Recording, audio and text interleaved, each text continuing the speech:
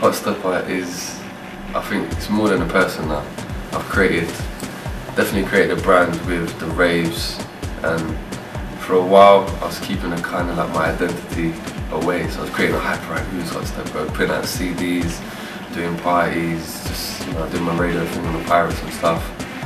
And then in the last year or so, I've been on Hotsteppa now for 2 years. I just got my brand new show every Friday, the midnight sessions. So that's 3 hours of like everything back to back in a mix, from UK stuff, from like grime, funky, niche to bashment, R&B, everything. So that's from midnight till 3. It's like a club show I do on there. The raves as well. We've been putting on a lot of raves like Hey Sexy, Girls, Girls, Girls, Fragrance, doing my thing there. And now the thing that's just taking it to another level, it's got to be the DVD.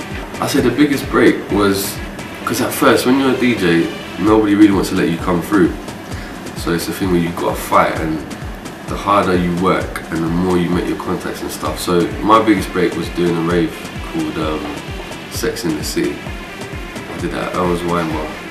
I started at Young's Wine Bar, but I did it at Earl's Wine Bar, and then the manager came up to me at the end and goes, Hotsteppa, we've broken all our records. We never got so many people in here before. And then from there I thought, yeah, you know what?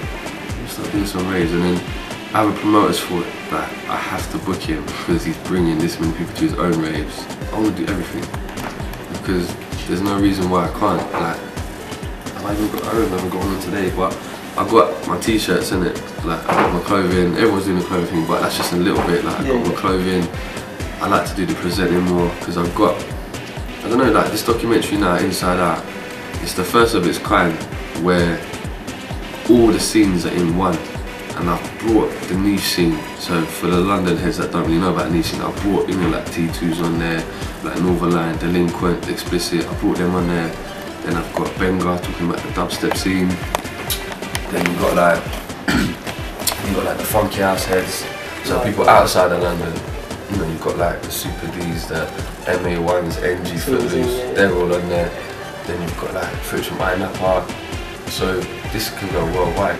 First of all, people who see my documentary are going out. They literally saw my documentary. If they had it on DVD, they paused the documentary, called a travel agent. I just seen Hotsteppa's DVD. I want that package. Yeah, they're coming up. Everyone's coming up. I know these guys are going to be cutting out, but there's footage on the documentary that's exclusive. Like there's bits where I'm drinking like 10 shots, and then I'm wandering off into clubs and I'm doing my thing. And people are on peds and they were reversing up walls, and like if you watch the inside that documentary, well, they're not supposed to be on it, but there's girls taking out their things and licking it, and well, that's just what got put on the documentary. There's things that I couldn't put on there that I'd have to put out in Is there going to be an X-rated version? There's inside out uncut. There is one that only a few people have got. Oh, yeah. So how do people get a hold of your DVD? This one, yeah? Oh, he's got it prepared. Well, you can get it like exclusive on my website, djhotsteppa.com. You can get it there. You'll get delivered within 2 days. Also, it's on a few sites as well. I'm not going to say the sites, but it's going to be throughout the UK very soon because I'm pumping it right now. No, man. Safe for that, man. Safe, man. Cool. Nice.